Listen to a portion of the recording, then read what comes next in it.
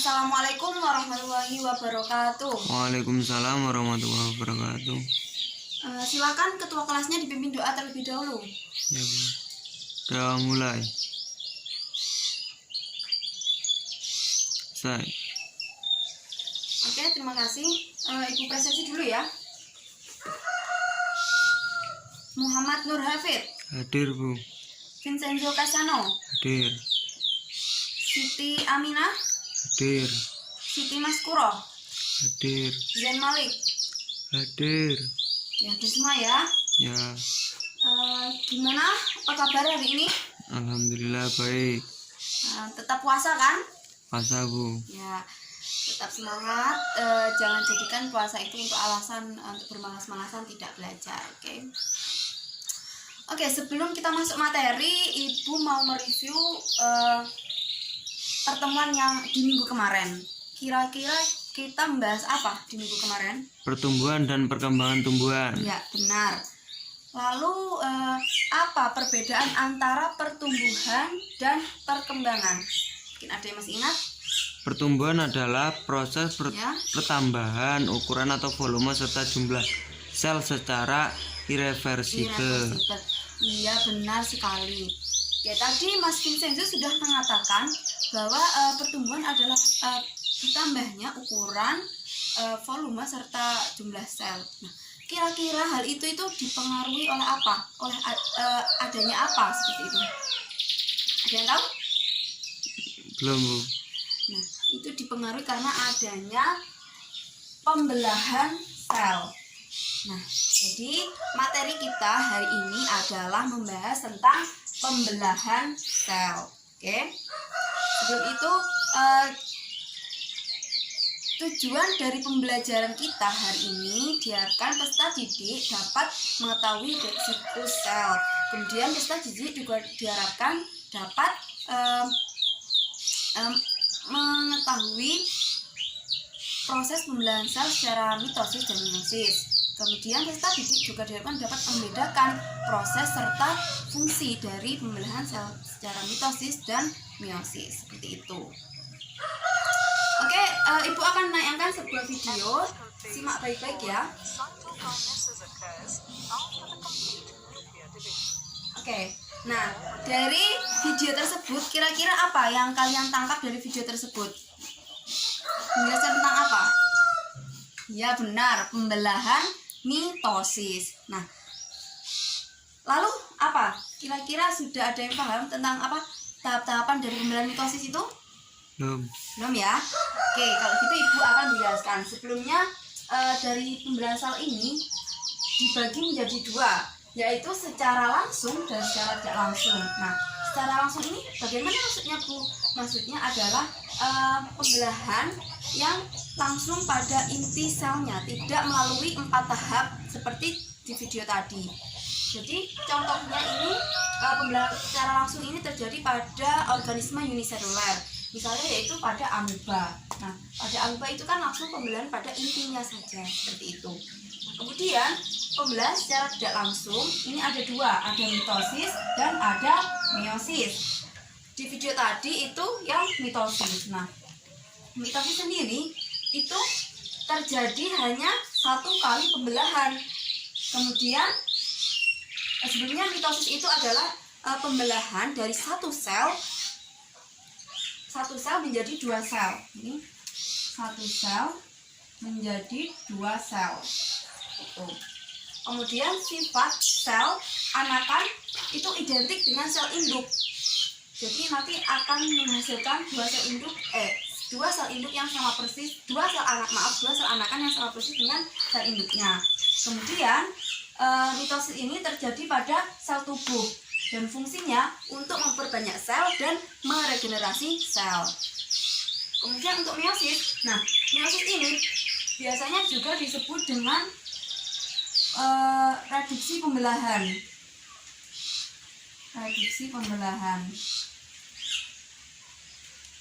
Nah, mengapa dinamakan reduksi pembelahan? Karena terjadi pengurangan jumlah kromosom pada meiosis ini.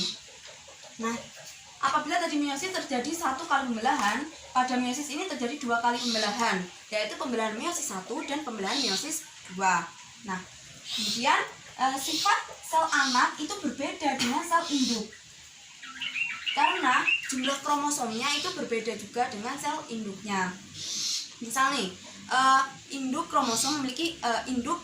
sel memiliki 10 kromosom, maka anakannya nanti akan menghasilkan setengah dari kromosom induknya, yaitu 5 kromosom, seperti itu. Dan meiosis ini terjadi pada pembelahan sel kelamin atau gamet. Nah, jadi perbedaan antara mitosis dan meiosis ini apabila mitosis menambah jumlah sel namun tidak mengurangi dari jumlah kromosom, sedangkan pada meiosis menambah jumlah sel namun juga tetapi mengurangi pada jumlah kromosom, seperti itu. Oke, selanjutnya yaitu untuk tahapan dari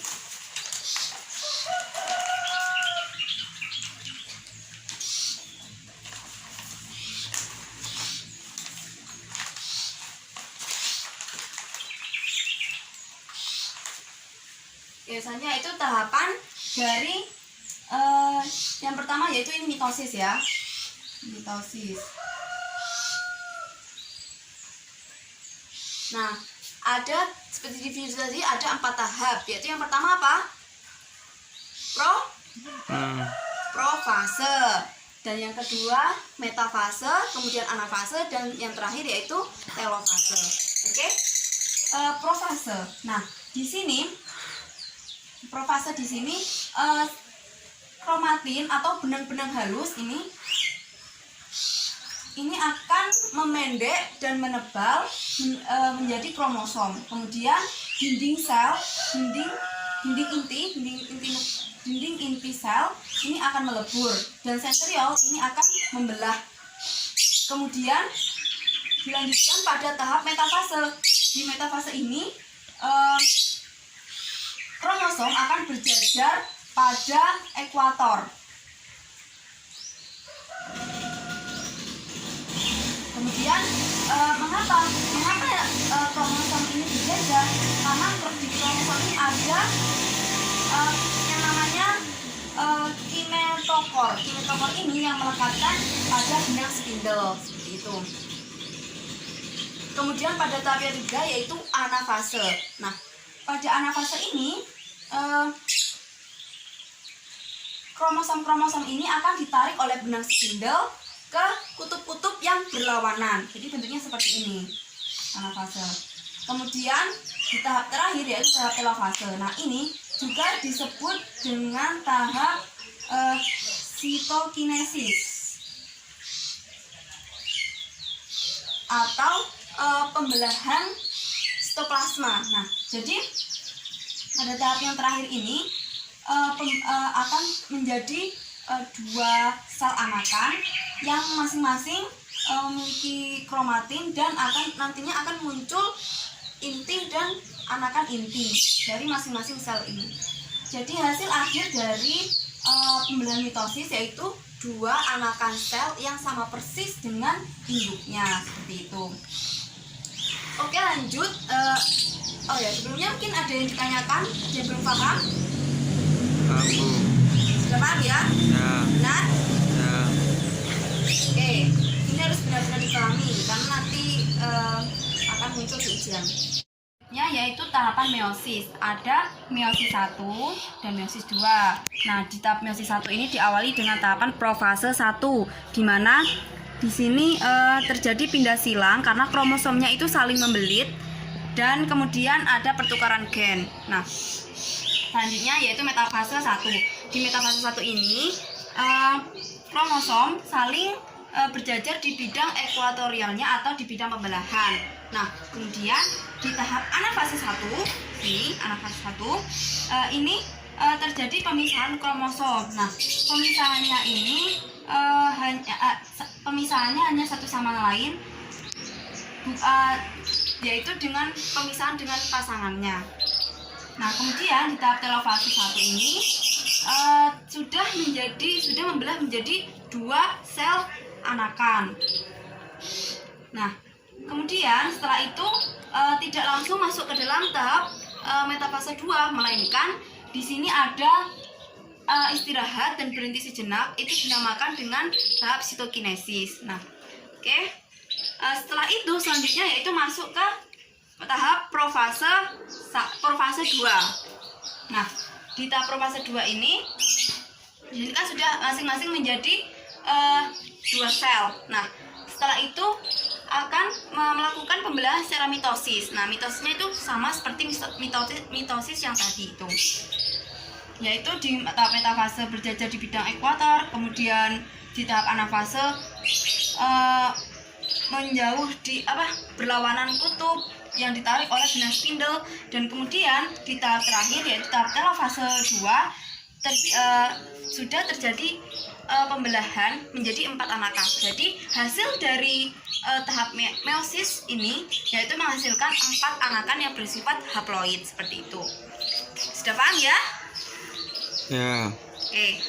Kalau sudah paham, tidak ada pertanyaan ini? Tidak. Tidak ada?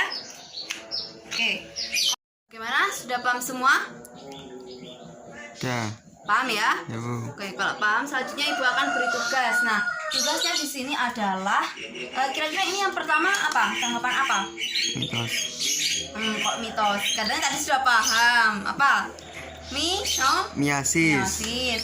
Ini yang mitosis. Mitosis. Nah, jadi tugasnya ini kan sudah urut. Nah, kalian tinggal memberi nama. Ini tahapan apa? Ini tahapan apa? Dan seterusnya. Kalau yang mitosis, ini kira-kira sudah urut apa belum? Belum. Belum, ya benar. Jadi nanti kalian urutkan sendiri, ini urutannya benar bagaimana, dan kalian beri nama. Kerjakan di selembar kertas dan kumpulkan hari ini juga, oke? Ya, Bu. Waktunya 10 menit ya, karena ini jamnya sudah hampir habis. Oke, silakan dikerjakan. Oke, silakan dikumpulkan, waktunya sudah habis. Oke, dikumpulkan. Ya. Nanti kumpulkan ketua kelasnya dulu, nanti ketua kelas taruh di kantor ya. Oke, mungkin dari sini ada yang bisa menyimpulkan pembelajaran kita hari ini? Ya, Bu. Nah, Silakan. pembelahan ada 2. Apa 1 saja? mitosis. Dan? 2 meiosis. Ya, benar. Mitosis, pembelahan dari satu sel menjadi 2 sel anakan yang identik. Terus? Meiosis, pembelahan reduksi. Apa itu pembelahan reduksi? Belum tak tahu. Lupa. Nah, pembelahan reduksi itu kan mengurangi. Jadi pembelahan meiosis itu menambah jumlah sel namun mengurangi dari jumlah kromosom seperti itu. Mungkin itu saja ya yang dapat Ibu sampaikan. Oh ya, pembelahan sel ini kira-kira ada kaitannya dengan ayat Al-Quran apa tidak? Ada ya.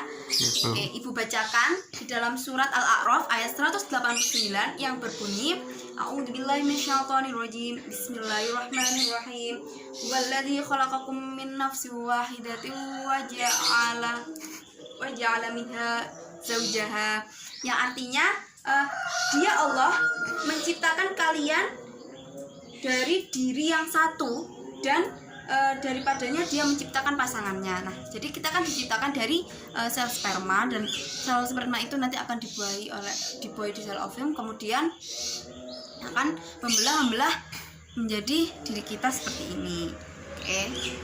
Jadi mungkin itu saja yang dapat Ibu sampaikan. Kurang lebihnya mohon maaf. Jangan lupa tugasnya minggu depan adalah mempelajari bab selanjutnya, yaitu apa? Gametogenesis. Oke.